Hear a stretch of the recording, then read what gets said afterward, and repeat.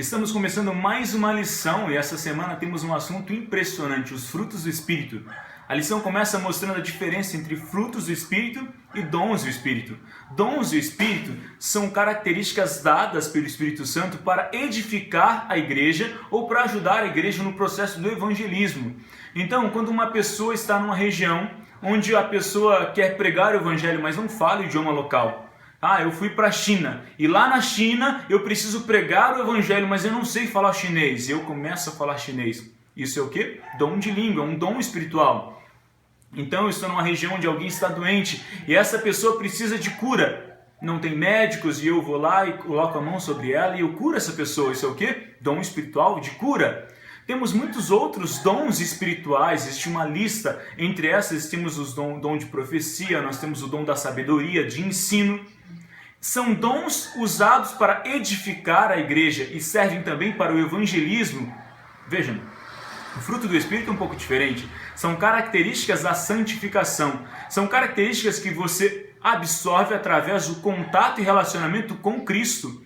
Como diz a parábola, você tem que estar ligado à videira e através de estar ligado à videira, você começa a fluir características de Cristo. Paz, alegria, amor, longanimidade, mansidão, são características que têm a ver com o relacionamento. Você vai ver um exemplo clássico do fruto do Espírito em relação a Pedro. Pedro havia tido um relacionamento com Cristo durante um período grande, então agora Jesus estava para ser crucificado e nesse processo de crucifixão, Pedro ele vai fugir, ele vai para um outro local e alguém olha para ele e fala assim: você é discípulo de Cristo? Não, não sou. Não, você fala como ele. Por que Pedro falava como ele? Pedro falava como ele porque ele andava com ele. Pedro andava com ele de maneira que ele falava, ele agia, ele se portava como Cristo e por mais que ele quisesse esconder, isso estava dentro dele. Os frutos do Espírito são características que dependem de relacionamento. Para que você tenha um relacionamento sincero, você tem que estar sempre com Cristo, buscando dia a dia.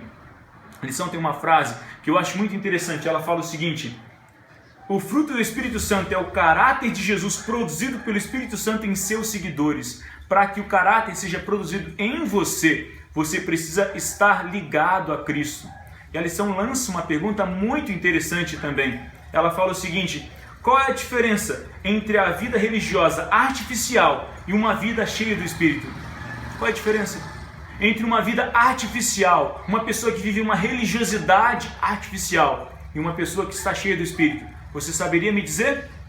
Vou te fazer um desafio. Comente, faça o seu questionamento. Me diga qual é a diferença, o que você pensa. Se existe diferença entre uma pessoa cheia do Espírito e uma pessoa aparentemente com Cristo. Coloque aqui e depois eu vou comentar o seu comentário através de um vídeo durante a semana. Eu espero você. Até mais.